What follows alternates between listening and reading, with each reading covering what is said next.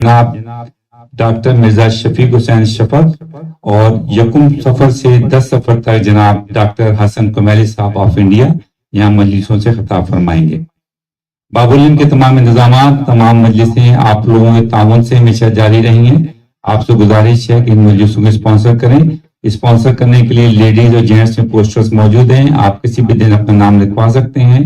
Donations کے لیے front desk پہ لیڈیز اور جینٹس میں ہمارے پاس والنٹیئرز موجود ہیں، آپ انہیں ڈونیشن دیکھ کے ٹیکسیبل رسید حاصل کر سکتے ہیں۔ ہمارے مومنین جو ہمیں آن لائن سن رہے ہیں وہ ہمیں ای ٹرانسفر کر سکتے ہیں info@banihashim.org۔ اسی طرح باب العلم کی ممبرشپ 30 سفر تک ہے۔ آپ سے گزارش ہے جنہوں نے ابھی تک ممبرشپ نہیں لی، اس کے فارم فرنٹ ڈیسک پہ یا ہماری ویب سائٹ پہ موجود ہیں، آپ فارم فل کر کے اس کے 3 حصے ہیں، ریگولر ممبرشپ، فنل ممبرشپ اور اس کے علاوہ پلیش فارم۔ آپ سے گزارش ہے پلیش فارم ضرور فل کریں۔ اور محرم کے سلسلے میں جو مومنین ہمیں مجلس اسپانسر کر رہے ہیں، اس کے علاوہ بلڈنگ فنڈ کے ساتھ آپ ہمارے پاس کنسٹرکشن فنڈ ہے، ہمارے مسلح جات ہیں، جس طرح بھی ہو سکے آپ ادارے کی مدد کریں تاکہ اس سلسلہ اسی طرح چلتا رہے۔ باب العلم کے پاس خمس کا اجازت نامہ بھی موجود ہے، آپ ہمیں خمس دے سکتے ہیں جس کی ٹیکسیبل رسید آپ کو مل جائے گی۔ اس کے ساتھ ہی میں گزارش کروں گا جناب قبلہ شیخ نبیل اوان صاحب سے آپ تشریف لائیں اور آج کی مجلس سے خطاب فرمائیں۔ بآواز بلند صلوات۔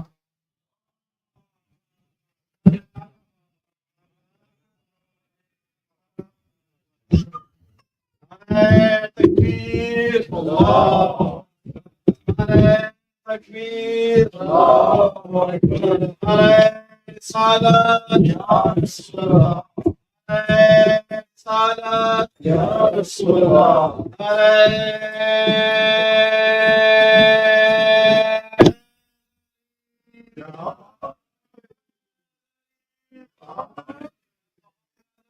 محمد بلندتر صلوات اللهم صل على محمد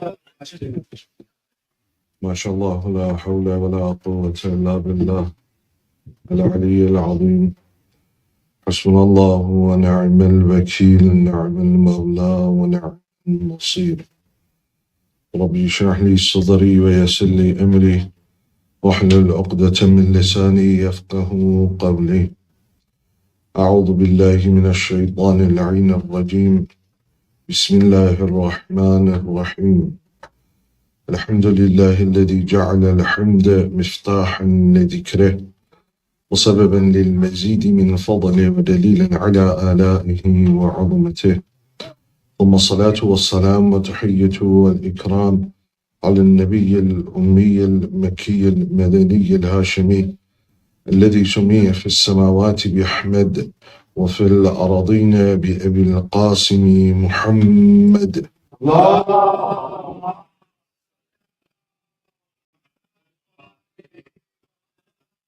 وعلى الجوهرة القدسية البتول العذراء فاطمة الزهراء صلوات الله وسلامه عليها وبعلها أمير المؤمنين وقائد الغر المهجلين وبنيها الذين أذهب الله عنهم الرجس وطهرهم تطهيرا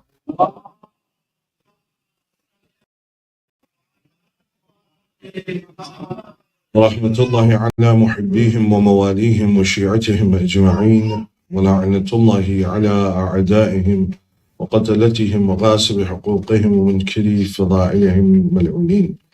Amma ba'd, for the happiness of Hazrat Zahra Marziya, for the enlightenment of the graves of your marhameen, of the graves of the shuhada, ulama and siddiqeen, for the safety of the followers of Ahlulbait around the world, and for the safety and the hastening of the reappearance of Hazrat Baqiyatullah al-A'zam arwahun al-Fida, please recite your loudest salawat.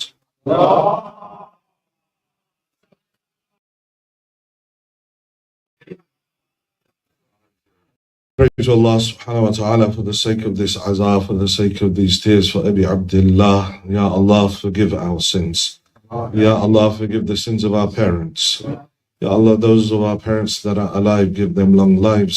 Those of our parents that have left this world, give them a place next to our Muhammad in Jannah. Oh Allah, those who are ill, give them shifa'ah. Those who are in debt, clear their debts. Ya Allah, give us tawfiq to go on the ziyarat of Abi Abdullah this year and every year. Give us tawfiq for Hajj and Umrah this year and every year. Ya Allah, give victory to the people of Palestine. Ya Allah, destroy the oppressors wherever in the world they may be. Ya Allah, hasten the reappearance of the Imam of our time and allow us to be amongst his true muntadhireen, his true waiters, for the acceptance of these du'as and any other du'as that your brothers and sisters have brought. Please recite another of your loudest salat ala Muhammad wa ali Muhammad.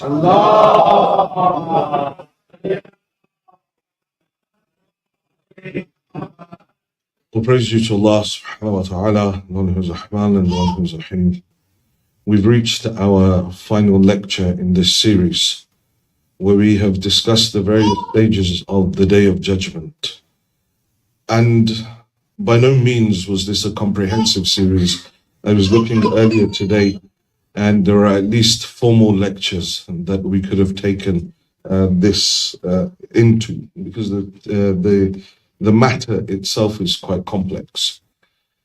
But being the last lecture, as always, I want to take this opportunity to thank Bani Hashim Foundation for their kind invite again this year, and also all the mu'mineen and mu'minat through their kind words, their messages on social media, those that invited me home, those that provided me with food, and those with all their feedback as well. And at this juncture, I would also like to ask for forgiveness. If in any way, shape or form, through my words, through my actions, I've hurt your feelings in any way, then I hope that you can find it in your heart to forgive me and know that it wasn't anything that I did maliciously. For your own safety and your own health, please recite aloud salawat ala Muhammad wa ala Muhammad.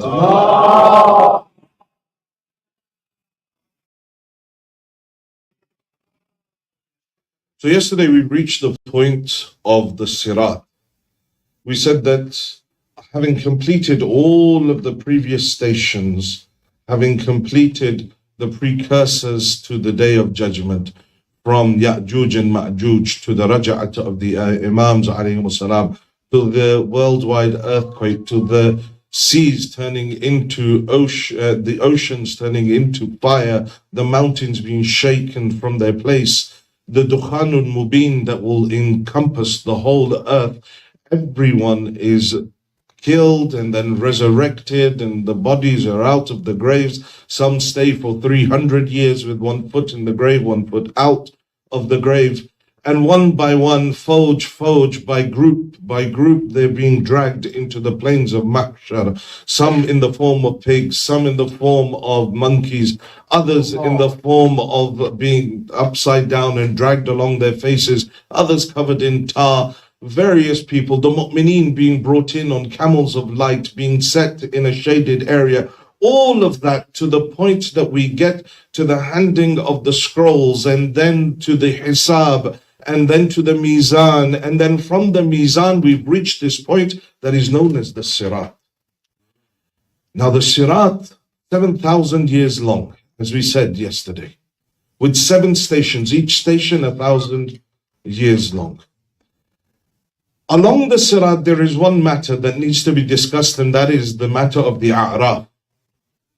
Because the A'raf is something that is often confused, that what is the A'raf? In the Holy Quran, Allah subhanahu wa ta'ala speaks about a high wall, and the people of the A'raf, the people of the high wall, that they will view the people that are underneath them, and the people will look towards the bright faces that sit upon the A'raf, upon this high wall. There are 3 interpretations as to what the A'raf could mean from our narrations from Ahlulbait AS and the various Mufassirin of the Holy Quran. The first is that the A'raf is a high wall that is situated next to the Sirat or attached to the Sirat. It extends high so that everything can be seen from Mahshar to hell to the heaven of Allah subhanahu wa ta'ala. And there will be individuals, namely Ahlul Bayt alayhimus salam and their Shi'as alongside them. Their faces will be bright and the nur of their faces, and from that they will view the people passing over the sirat. And this brightness of the faces leads us to the second point. Because you know, one of the titles of Amir al-Mu'mineen is Qa'id al-Ghurr al-Muhajjalin, the leader of those with radiant faces.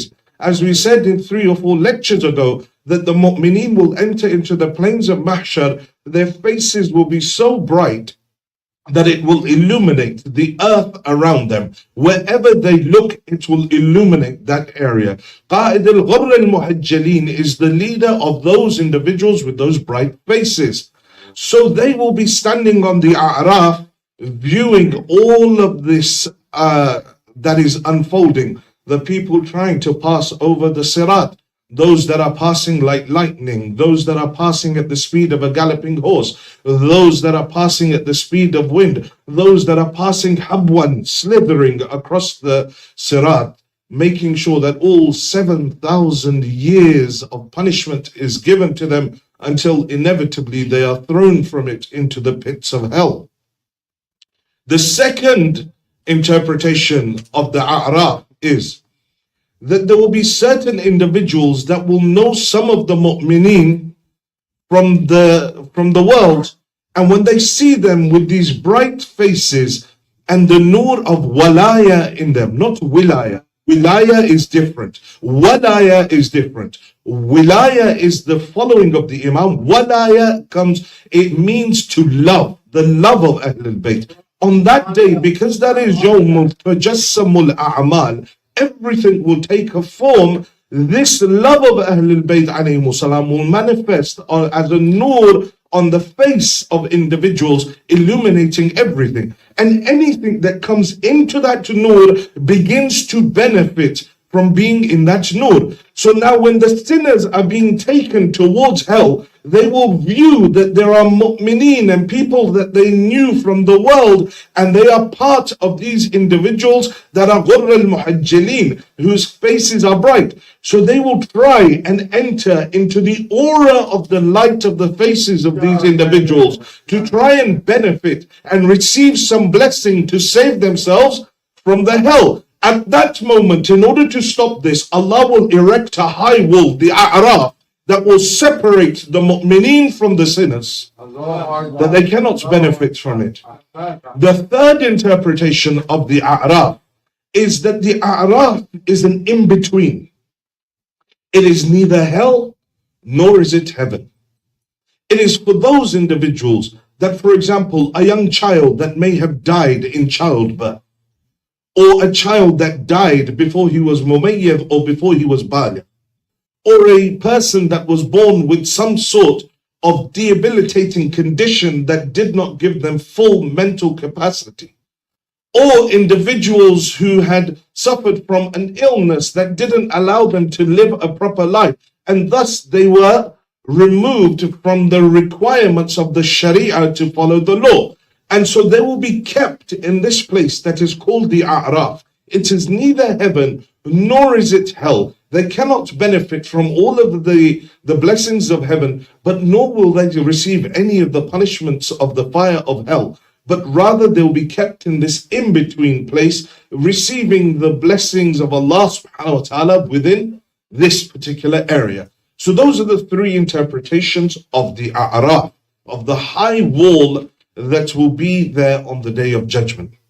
And now we reach the core of the matter.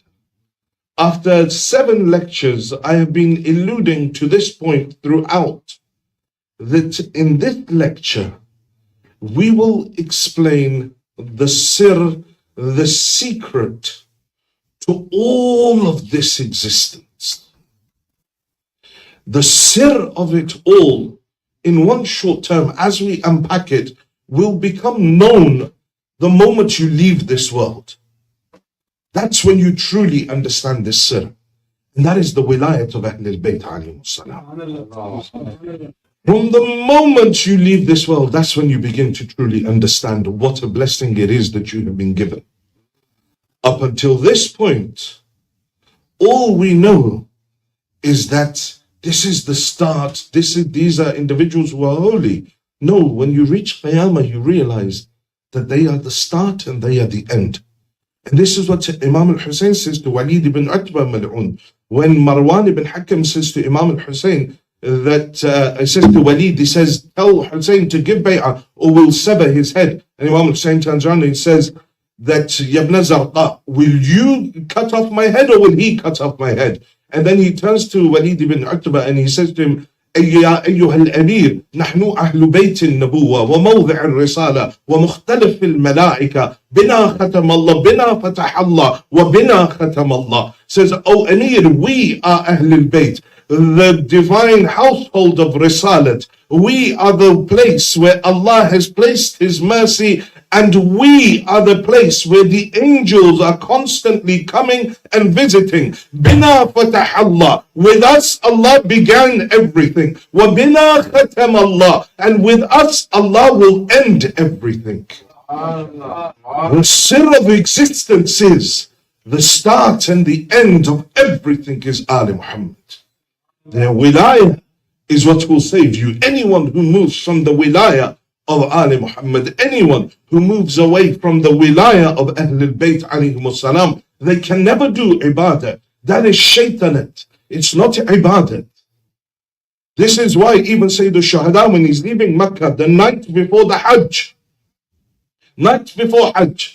he stands and says, Man kana bazilan fina muhjata wa muwattinan ala liqa'illah falyarhal ma'na fa inni rahilun musbihan insha'Allah. Says the people are there for Hajj. Zahiran, when you go for Hajj, you say, I'm going to Bayt Allah. I'm going to the house of Allah subhanahu wa ta'ala. For what reason? For liqa Allah, to meet with Allah subhanahu wa ta'ala, to get close to Allah. But Sayyid al-Shuhada, the night before Hajj, he's saying, Man kana bazilan fina muhjata. Those of you that have made an intention to spill your blood in our way, wa muwattinan ala liqa'illah, and you've made a solid niyyah to meet with Allah, فَلْيَرْحَلْ مَعْنَا فَإِنِّي رَاحِلٌ مُصْبِحًا إِنشَاءَ. Then come with me, for I am leaving Mecca in the morning. Meaning that a Hajj without the wilayah of the Hujjah of Allah is not Hajj.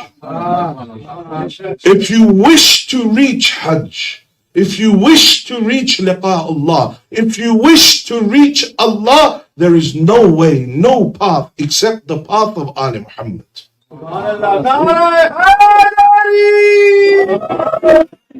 There is no way towards Allah subhanahu wa ta'ala. There are paths under the wilayah that reach Allah. Like Imam al-Sajjad refers to in Dua, Abu Hamza al-Sumali says, Allahumma ajidu subal al-matalibi ilayka mushra'a wa manahil al-raja'i ladayka mutra'a. That, oh Allah, I see the various paths to you open, and I see the rivers of hope flowing down from you. The idea is these various paths, in the end, must pass a checkpoint. That checkpoint is wilayah. Nothing enters into this world without wilayah. Everything from the realm of Tawheed passes into the realm of wilayah, passes into the realm of the makhluk. It goes through the Hujjah of Allah. I'm not saying this. Amir al-Mu'mineen, letter to Muawiyah, in that same letter where he says, Muawiyah, how are you comparing yourself to me? Says that from us is Sayyidatul Nisa al-Alameen, and from you is Hammalatul Hatab. So there's no comparison between me and you. What are you comparing yourself to? And then in the end, Imam says, نحن صنائع ربنا والخلق بعد صنائعنا. Says that we, Ahlul Bayt, are the direct recipients of all of Allah's virtues and all of His faith and all of His blessings. وَالْخَلْقُ بَعْدُ صَنَائِعُنَا. And the rest of existence receives that from us after us. How do we understand this maqam of Ali Muhammad? I'll tell you how. Very simply. For those that may be confused a little bit and might think, oh, this is a bit of shirk. It's not. Because at the top is always Tawheed, always Tawheed. You never bring existence into a horizontal. It is vertical. Tawheed, wilayah, and down. That's how it is. Anyone who brings anyone to the level of Allah is mushrik and kafir and najis. We said yesterday. So why? Why this system? First things first. we as the human being cannot receive directly from Allah subhanahu wa ta'ala. We cannot. It's impossible. That which is something that is wajib al-wujud, that is beyond comprehension, cannot give directly to that which is mumkin al-wujud.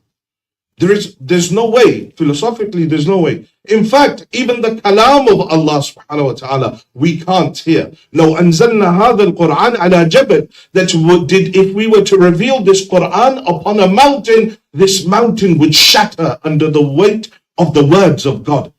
The only thing in existence that can take direct revelation from Allah subhanahu wa ta'ala is the wujud of the Holy Prophet of Islam. It is only the heart of the Prophet. He receives that direct revelation. The example that the mutakallimin give is this, that it's like a mother. If she has a newborn child and straight away she starts feeding it meat and biryani and samosa and everything, the child is going to die. Doesn't have the capacity to be able to consume or digest that food. So what does the mother do? She consumes it. Her body digests it and then produces milk to feed her child in a way that the child can take it and accept it. The role of Ali Muhammad from the face of Allah, from the kalam of Allah, like this. Their wujud is the only ones that can receive this. They receive it in their malakuti wujud, and from their malakuti wujud it enters into the mulk.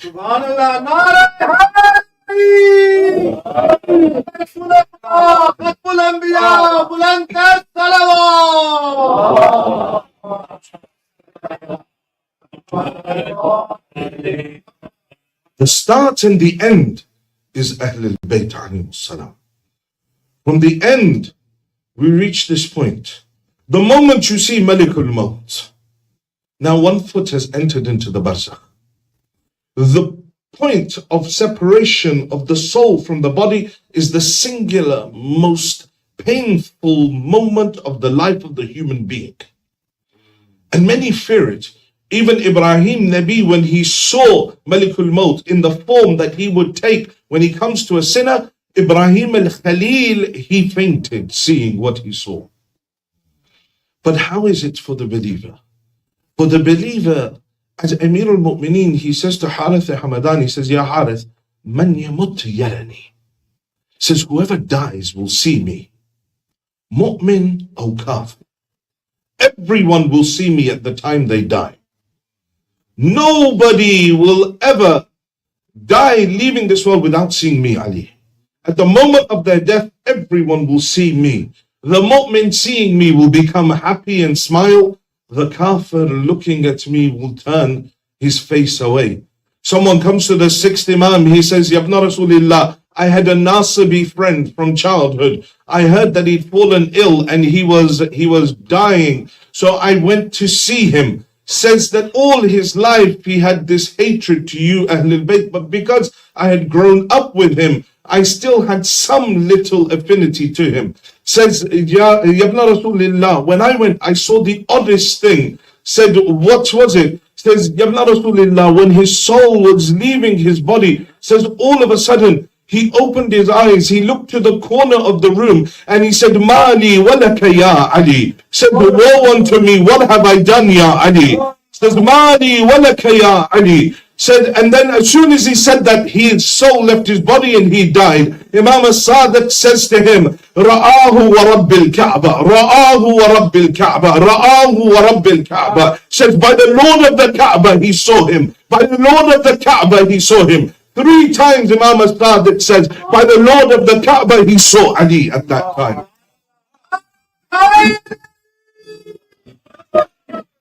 Seeing Amir al-Mu'mineen. At that moment, as Malikul Maut goes, the narrations in Bihar, there are multiple narrations, about 56 traditions Alama Majlisi has brought in this bab of seeing Amir al-Mu'mineen and Ahlul Bayt. Various forms, either Amir al-Mu'mineen alone, or then with Panchtan Park, or then with all 14 Ma'sumin. In one of the narrations, it says, as Malikul Maut is taking the soul, Amir al-Mu'mineen will come close and look. Then he'll walk back and he'll turn to Rasulullah, say, Ya Rasulullah, this is one of my Shias. Rasulullah will go forward and he will touch Malikul Maut. He'll say, he's one of ours, go easy. At which point Malikul Maut will produce a flower and he will take it towards the mu'min and he will say, smell this.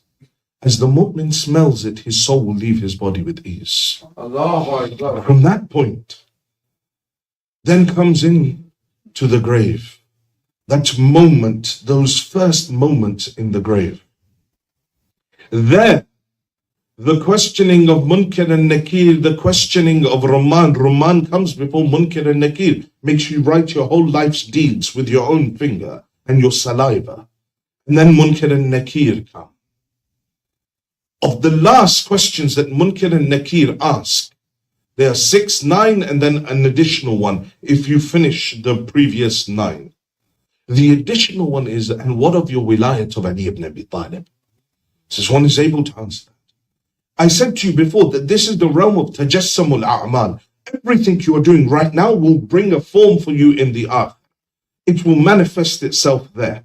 When the mu'min enters into the grave, at that, for the disbelievers, there will be that the sins will take the form of dogs or snakes or spiders, and they will come and they will attack them. Even the sinners from amongst the mu'mineen, because it's a period of purification that you need to get rid of all of the sins so that you do not face anything in the barzakh or on the day of judgment in the fire of hell.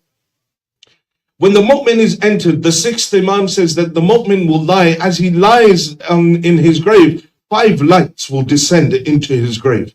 And they will defend him from all of the adhab that is coming towards him. And they will give him company. He will turn to each of them and say, you who have helped me at such a difficult time, who are you? What are you? The first will turn to him and say to him that I am the manifestation of your salah in this dunya. Whatever you prayed, whatever you recited, I have come in order to defend you. He will turn to the other, says, I am the manifestation of your soul in this dunya. I have come to defend you at this moment. He'll turn to the one at his feet. He'll say, what about you? Says, I am the manifestation of your wajib sadaqat and your zakat. The other one says, I am the manifestation of your hajj and your ziyarat. Then he'll turn to the last one that is above his head like a crown, brighter than all of the other lights. He says, you, who are you? You defend me the most against all of the adab. You are the one that is defending me from most of the punishment. You are brighter, stronger than all of these. Who are you? He says that I am the manifestation of your wilayah of Ali ibn Abi Talib.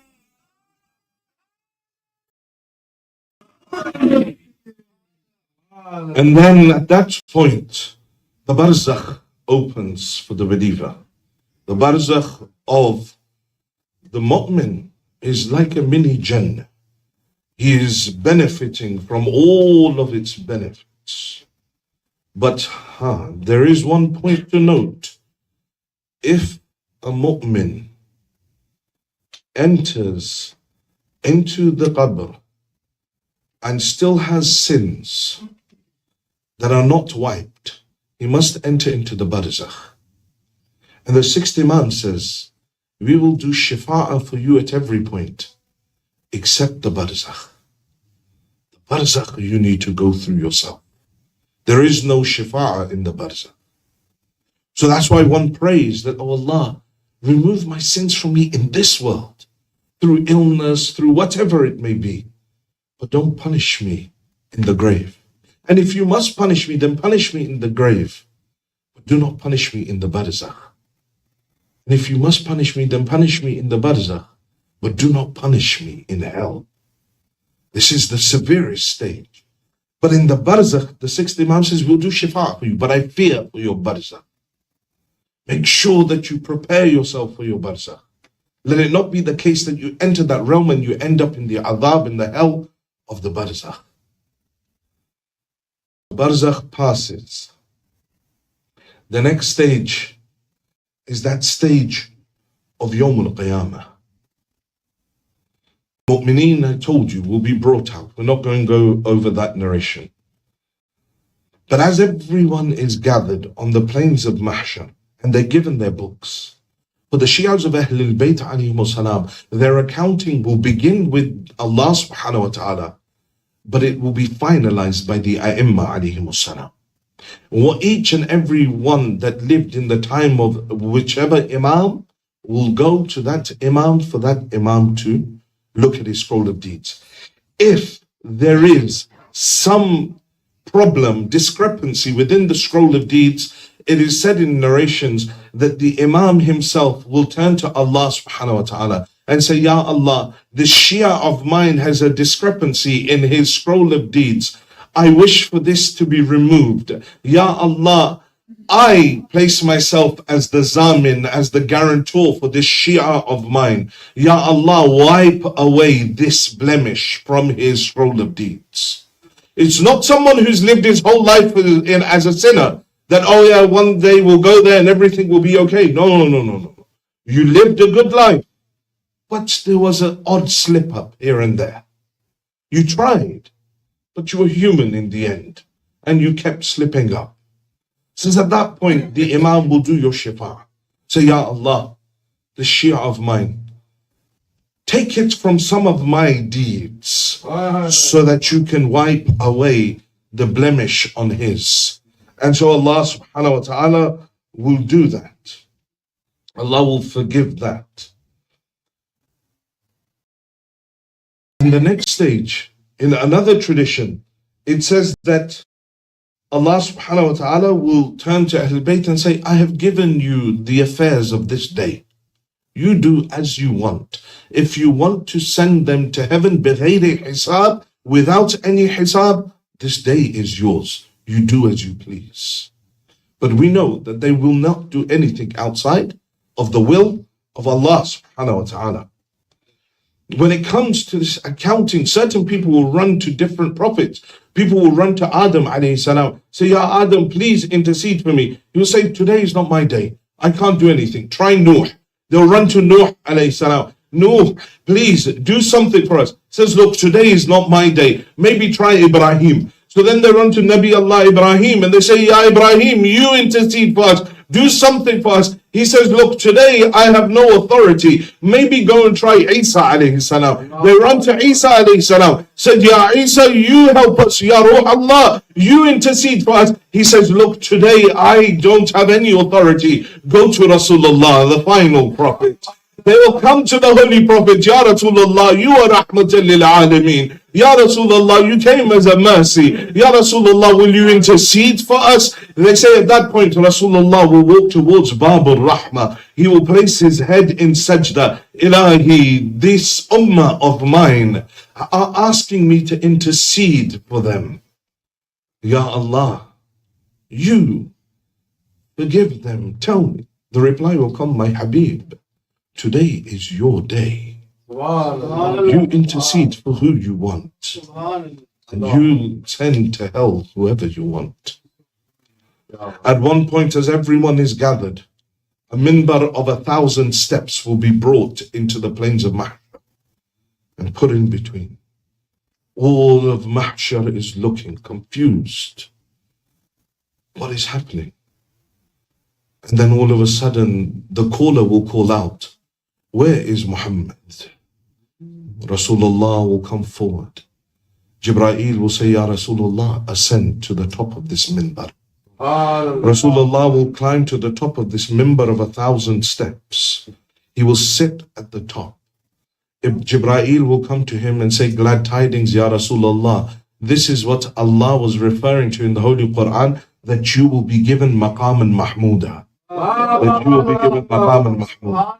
Ya Rasulullah, everything is in your control right now. Ya Rasulullah, all of existence is open to you. Ya Rasulullah, you tell us, what is your first command for this day? Rasulullah will look over the billions and billions of people that have gathered. All of the makhluk from this world and other worlds and the unseen and the seen worlds, all of them gathered. Rasulullah casts his eyes over them. Everyone waiting for what is the first command of the Prophet of God. He will look across and he will call out, Where is Ali ibn Abi Talib?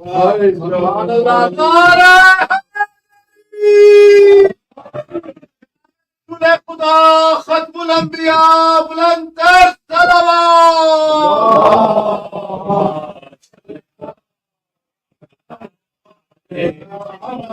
Amir al-Mu'mineen will make his way forward. He will begin to climb the minbar of 1,000 steps. When he reaches the 900th and 99th step, Rasulullah will say to him, Ya Ali, you sit here. Amir al-Mu'mineen will sit there. At that point, Radwan, the keeper of the keys of heaven, will come to Rasulullah. Ya Rasulullah, these are the keys for heaven. Rasulullah will take them. He will place them in the lap of Amir al-Mu'mineen. The keeper of hell will come. And Ya Rasulullah, the keys for hell. He will take the keys and place them in the lap of Amir al-Mu'mineen. And he will say, Ya Ali, today, heaven and hell are subservient to you as a slave is subservient to his master. Ya Ali, this is what was meant in the dunya when we called you Qasimun Nari wal Jannah. Ya Ali, you send whoever you want to heaven and hell on this day. At that moment, as this is unfolding, the caller will call out, Ya Ahl Mahshar, khuddu absarakum. Lower your gazes. For Zahra, the daughter of the Prophet, enters. All of Mahshar will lower their heads. Why? On that day, there is no concept of hijab. The Sharia is finished. So I told you, some people will be raised naked on that day. So then why this khuddu absarakum? They say, because on this day, Ayatollah Wahid Khurasani, he says that on this day, Zahra Marziya will come in her true form. Zahra Hura Insiya, the Holy Prophet used to say, that she is a hur in human form. Says when she comes, no one will have the capacity to look at her in all her majesty. And so they will be told, Khudhu absarak, lower your eyes. For she enters. And how is it that she enters? Says she will enter in on a huge camel of light. There will be on the left 70,000 of the Muqarrabeen Malaika. On the right, another 70,000 of the Muqarrabeen. In front, 70,000 angels. They will have flags in their hands. Written upon them will be the praise of God. The reins of the camel will be in the hands of Jibreel. Upon the saddle she will sit.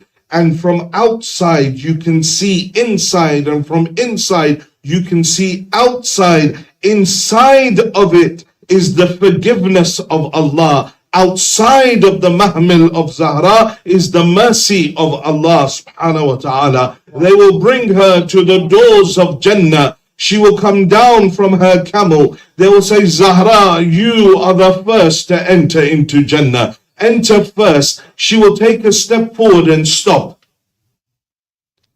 They will say to her, Fatima, why don't you enter? Here two things will happen. She will turn back towards the Arsh. Ilahi, أريد أن يعرف قدري في هذا اليوم. My Lord, I want these people to know my true maqam on this day. At that point, tongues of fire will reach up from hell and pull in all of the ghasib of the huquq of Zahra into hell. All of those that oppress the children of Zahra will pull them into hell. And then she will cast her eyes across. They will say to her, Zahra, enter. Say, no, Ya Allah. Says, why not? Says, Ya Allah, I will not enter into heaven until all those that cried for my Hussein enter into heaven. Says, not just them, the most wasi shifa on the day of judgment is the shifa of Zahra Marziya alayhi salam. She says, not just my Azadar that cried for my Hussein, but anyone that ever gave water to one of my Hussein's Azadar. Anyone who ever clothed them or fed them or did anything to help them, Ya Allah, I want to do shifa'a for all of them. The reply will come, Zahra, you do as you please. At that point, she will look and see a group of people chained. being dragged towards hell. She will say, Ya Allah, these people taken towards hell, but I see something is written between their eyes. كتب بين عينيهم هذا محب فاطمة. Written between their eyes is this is the muhib, this is the lover of Fatima Zahra.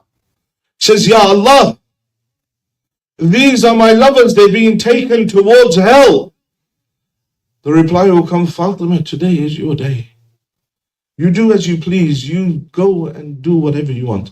Imam al-Baqir says that my mother Zahra will pass over the plains of Mahshar in the same way that a bird flies over the earth and picks up seeds from the earth as it flies. Says my mother Zahra will pass over the plains of Mahshar, interceding for people like this, picking people and interceding for them and bringing them all towards Jannah.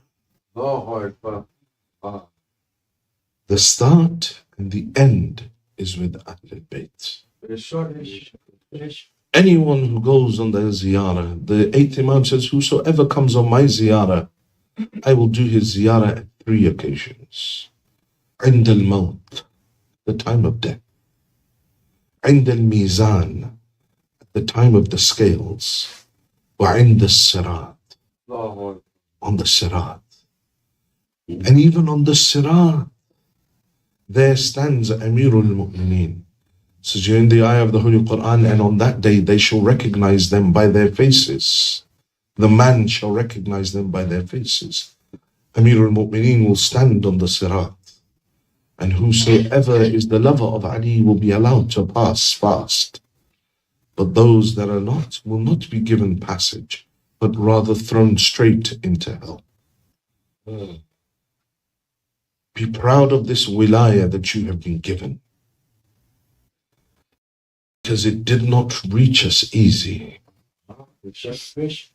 But it is easy to attain, difficult to maintain. Maintaining the wilayah is a whole different ballgame. Attaining it and saying, I love Ali is easy. It's about that khulus. So anyone who goes on the ziyarah to Abi Abdullah, he says himself that whosoever comes on my ziyarah, I'll do his ziyarah at 3 occasions, just like Imam Allah.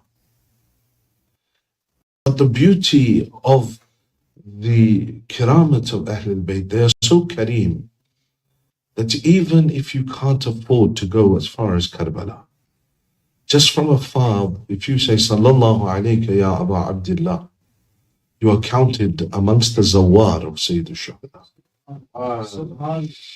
There was an alim, and in his area, one of his friends died. And so they went and they buried him. Some days later, he saw his friend in his dream. And his friend was in a state. He says, tell me what's happened. It's very difficult. They've held me for a number of things and I'm being punished for it. And I need to repay what I owe. He says, is there anything I can do? He says, yes, just do some good for me. Help me through this difficult stage. So this alim says, what I did, I went and I organized majalis and I gave niyaz on his behalf. I recited Quran, all of this for 5, 6, 7 days. Says, after 7, 8 days of doing this, I saw him in my dream again. But this time he was at ease, dressed in white, surrounded in a garden, all that was beautiful. Says that I saw him sitting there and I said, Alhamdulillah, everything I've done, it worked for you. He says, it worked a little, but actually what you see here that I have received is through the barakah of some old lady that was also buried in this graveyard. Says, who was she? Why did she bring so much barakah with her? Says, I don't know who she is. But all I know is Imam al-Hussein visits her 3 times every day. This alim, he wakes up and goes to inquire, was there a lady that died? Says, yes. Says, who is she? Nobody, just someone. So he says, no, I need to find out who it is. So he begins to inquire. He goes around. He starts to inquire from various people. But who was this lady that died? Who was this lady that died? Eventually they say there was an old man and a woman that lived on the edge of the city, a broken mud hut. That lady died. So this man, this alim, he goes to the house of this man, says, I offer my condolences for your wife. I just had some questions. So yes, says, your wife, was she an alima? Was she some sort of arifa, abida, from amongst the awliya? Says, no, she was just a normal housewife. Says, did you go on the ziyarat of Imam al-Hussein? He says, no. It's just the case that since I was married, I've never had enough money to take my wife to Karbala. She always wanted to go, but we could never afford to go for the ziyarat of Imam al-Hussein. Says, but did she do something, some amal? She says, no, she didn't do anything. She was just normal. There was nothing special that she did. Says, is there anything that she did? Says, yes, there is one thing. From the day that we got married, I've noticed her do. Says, every day, once every day, she would go onto the roof of the house. She would turn towards Karbala and say, Sallallahu alayka ya Aba Abdullah. Says, the result of this is that Hussein alayhi salam is coming and doing her ziyarah as well.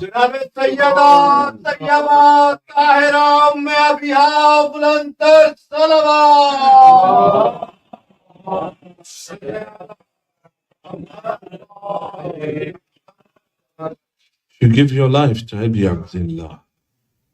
Just one moment of focus. Not only will Hussein alayhi salam give you the dunya, but he'll also give you the akhirah. Just one moment. Because what befell Ahlulbait alayhi salam on the plains of Karbala was no ordinary thing.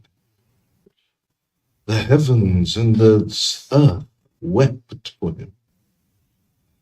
Bakat alayhi malaikatu as-sama.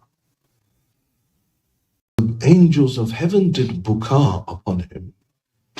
Very existence changed at that moment. But even when the head of Imam al-Hussein was being taken from Karbala, the Usara after Kufa are being taken to Sham, just outside of Sham, before Sham, they stopped near a monastery and they rested their heads there. But wherever they stopped along the way, the maqatil, they all say that a hand appeared with an iron pen inside it, and it began to write on the walls in blood.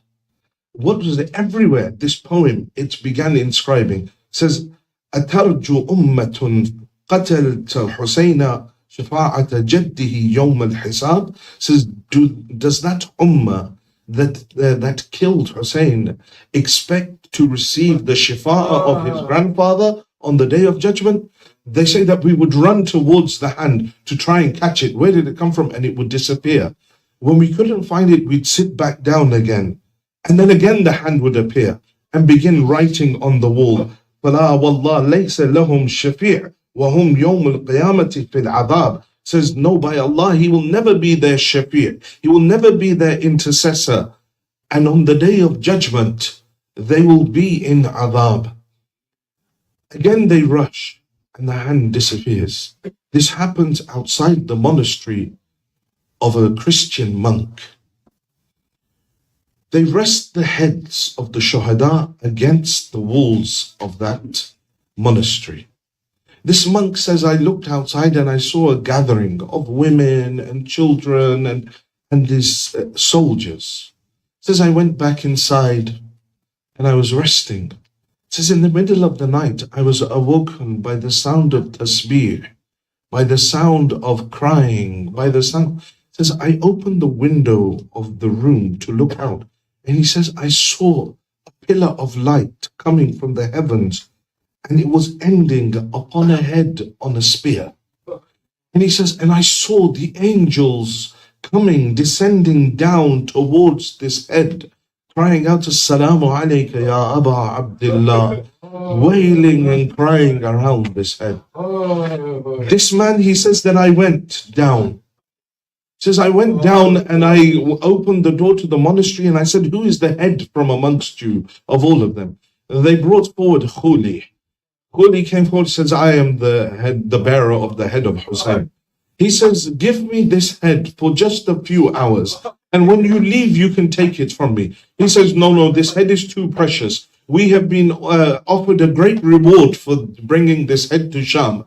This Christian priest says that you tell me what is the amount that you are being gifted for bringing this head. He says 10,000 dinar. This Christian monk says, I had saved approximately 10,000 dinar from years and years of saving. I said to Khuli that I will give you 10,000 dinar if you let me take the head for a few hours.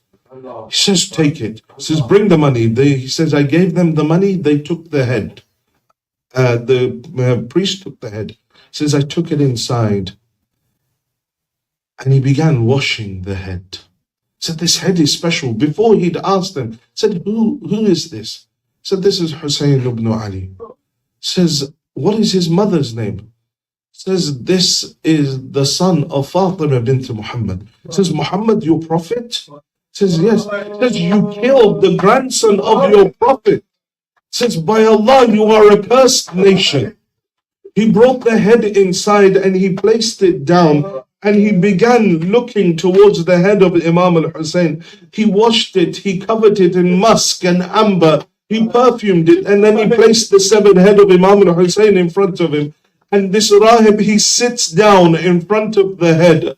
And he says, O head, you are the son of the greatest of men. You possess the characteristics that the Torah and the Zabur speak about, that you are from amongst the awsiya of God. O head, will you not introduce yourself to me? Will you not tell me who you are? Said at that moment, the head of Abu Abdullah began speaking. He says, Ana al-Madloom. أنا المقتول أنا المهموم أنا المغموم. And he says this, then Rahib says, tell me more, who are you? Who are you? Says the head replies, if you want to know my hasab and nasab, if you want to know from whom I descend, then he says, وأنا ابن محمد المصطفى أنا ابن علي المرتضى أنا ابن فاطمة الزهراء أنا ابن خديجة الكبرى أنا ابن عروة الوثقاء أنا الشهيد كربلاء أنا مظلوم كربلاء أنا قتيل كربلاء أنا أقشان Karbala. I am the one that was thirsty and killed in Karbala. Rahib sits with the head of Abi Abdullah. He recites the kalima in front of the head. He says, oh Imam, make sure that you are the one that will intercede for me in front of your grandfather on Yawm al-Qiyamah. Then he gathers the other people that are there with him in the monastery. He shows them the head. Again, the head of Abi Abdullah begins to speak. These individuals all become Muslim. Says, now what do we do? They take the head and they come out and they find Imam al-Sajjad alayhi salam. They say to Imam al-Sajjad that we have all gained iman in you, Ya Sajjad. Tell us, shall we fight these people? You are our Imam. There are 70 of us. There's not that many of them. The Imam alayhi salam, he looks at all of them. He says, no. Says, their end will come soon. Be patient. This is very difficult for Sajjad alayhi salam to say. For Sajjad to tell them, be patient. Only Sajjad knows how difficult it was to pass through Kufa and Sham. To have the head of your father raised upon a spear in front of you. That Sham that aged Sajjad alayhi salam. That Sham that even after years they would ask him, where was the most amount of dhulm done upon you? Sajjad alayhi salam would say, Ash-Sham, Ash-Sham, Ash-Sham.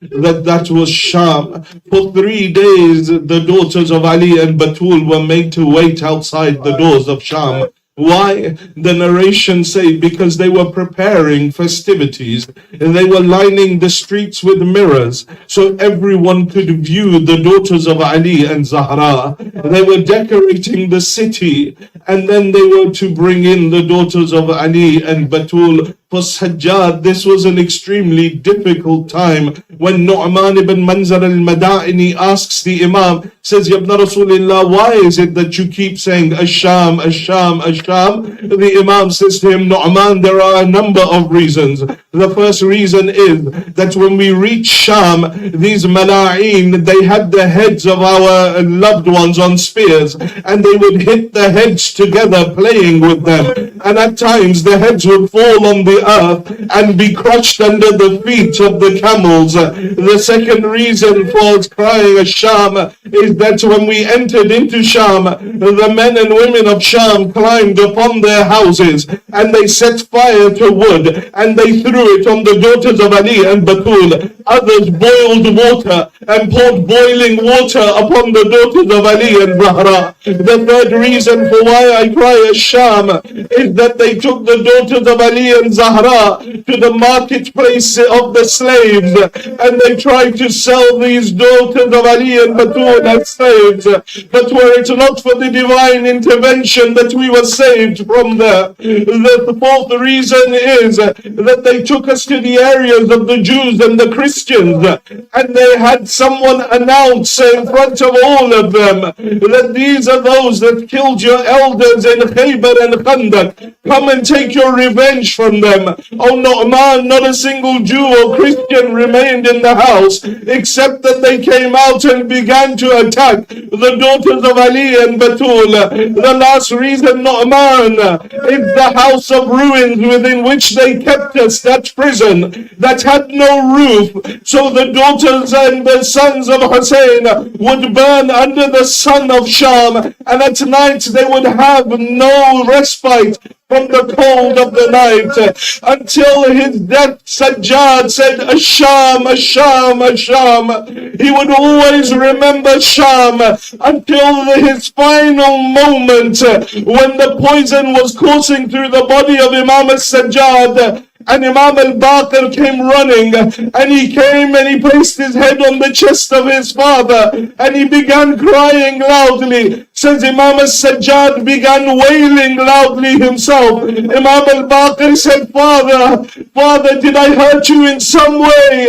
Imam al-Sajjad says to him, no, Baqir, but today you are on my chest. My mind goes to Karbala.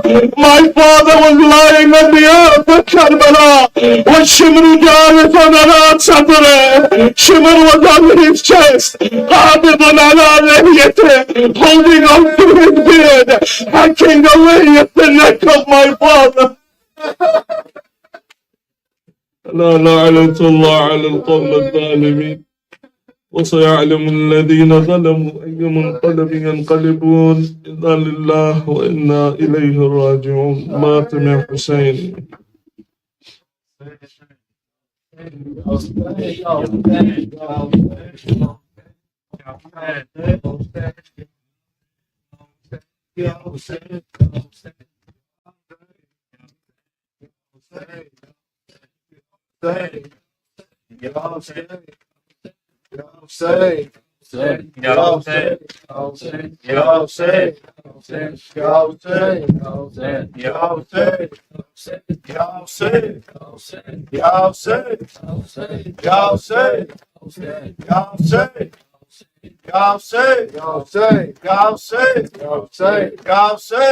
शाम वालों से ये सज्जाद कहा करते थे, क्या जमाना था कि जब हम बेबसा करते थे। हम किया करते थे कुरान की तफसीर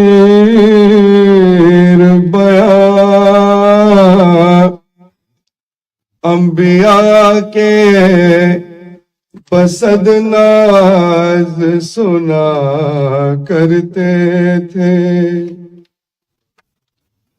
یاد آتی تھی رسالت کی ادا بابا کو، بھائی اکبر جو کبھی گھر میں چلا کرتے تھے. کیا بتاؤں کہ میرے گھر کا تھا پردہ کیسا، بات یہ کہہ کے بہت آہو بھکا کرتے تھے. شام والوں، شام والوں، شام والوں. ہر قوترین سید الشہداء والعنات. عظمتوں کی مالکہ بازار میں، عظمتوں کی مالکہ بازار میں، عظمتوں کی مالکہ بازار میں، عظمتوں کی مالکہ بازار میں، عظمتوں کی مالکہ بازار میں. ہائے زینب بیردہ بازار میں، عظمتوں کی مالکہ بازار میں، عظمتوں کی مالکہ بازار میں، عظمتوں کی مالکہ بازار میں، عظمتوں کی مالکہ بازار میں. ایک خطبہ آپ نے ایسا پڑھا، ایک صحابی پیٹ کر کہتا رہا. ایک خطبہ آپ نے ایسا پڑھا، ایک صحابی پیٹ کر کہتا رہا.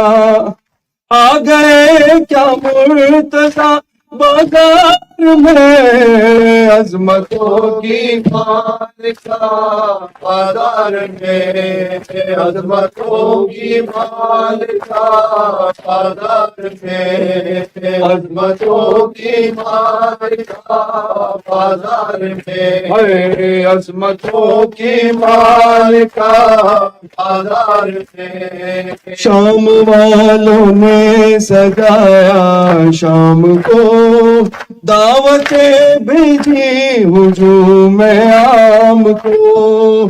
شام والوں نے سجایا شام کو، دعوتیں بھیجی ہجوم عام کو.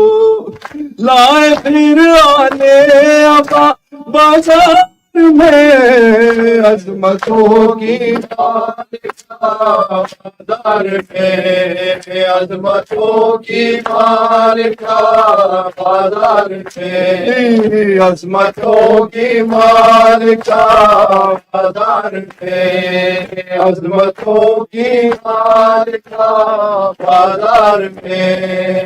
سر کے خون میں تر ہے جس کی اب جگہ، در حقیقت شامیوں زینب نہیں. سر کے خون میں تر ہے جس کی اب جبیں، در حقیقت شامیوں زینب نہیں. آ رہی ہے فاطمہ بازار میں، عظمتوں کی مالکہ بازار میں، عظمتوں کی مالکہ بازار میں، عظمتوں کی مالکہ بازار میں، عظمتوں کی مالکہ بازار میں. اے خدا اس کو بہت توقیر دے، درد اہل بیت کی جاگیر دے، اے خدا اس کو بہت توقیر دے، درد اہل بیت کی جاگیر دے، جس نے یہ مہا سنا بازار میں، عظمتوں کی مالکہ بازار میں، عظمتوں کی مالکہ بازار میں، عظمتوں کی مالکہ بازار میں، یاد سے